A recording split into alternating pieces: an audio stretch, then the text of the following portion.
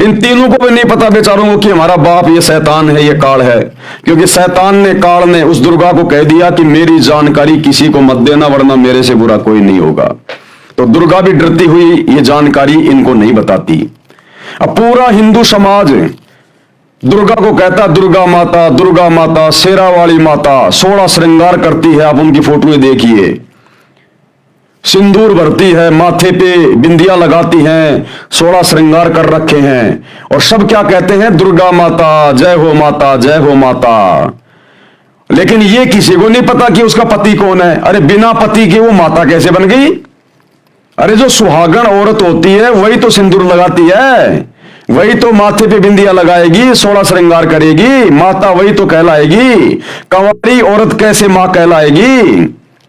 तो हिंदू धर्म का कोई भी आचार्य, शंकराचार्य ये नहीं बता पाता कि उस माता का पति कौन है। ये सारा भेद सतगुरु रामपाल जी ने आके खोला कि ये काल, ये शैतान उस दुर्गा का पति है। ये गुप्त रहता, किसी के सामने नहीं आता, और अपने तीनों बेटों के माध्यम से अपने भोजन की व्यवस्था करवाता, यहां पर इंसानों को पैदा करवा के।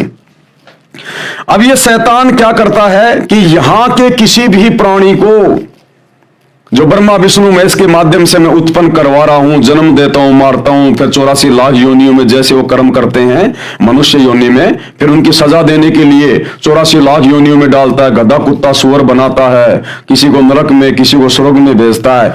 इसी एक ब्रह्मांड के अंदर सारी की सारी ये प्रोसीजर है। ब्रह्मा विष्णु महेश के लोक भी यही है, दुर्गा का लोक भी है, बाकी देवी देवताओं के लोक वगैरह, नरक स्वर्ग वगैरह सब कुछ इस एक ब्रह्मांड के अंदर है जहां इसने सृष्टि शुरू कर रखी है। अब ब्रह्मा विष्णु महेश को भी नहीं पता कि हमारा बाप कौन है और हम क्यों ये कार्य कर रहे हैं। अगर इनको पता चल जाए तो ये काम ये करेंगे नहीं, तो ये जानकारी शैतान इनको होने नहीं देता है। अब ब्रह्मा विष्णु महेश के माध्यम से ये शैतान अपने भोजन के लिए, अपने स्वार्थ के लिए, हम अल्लाह कबीर की सभी आत्माओं को भ्रम में रखता है।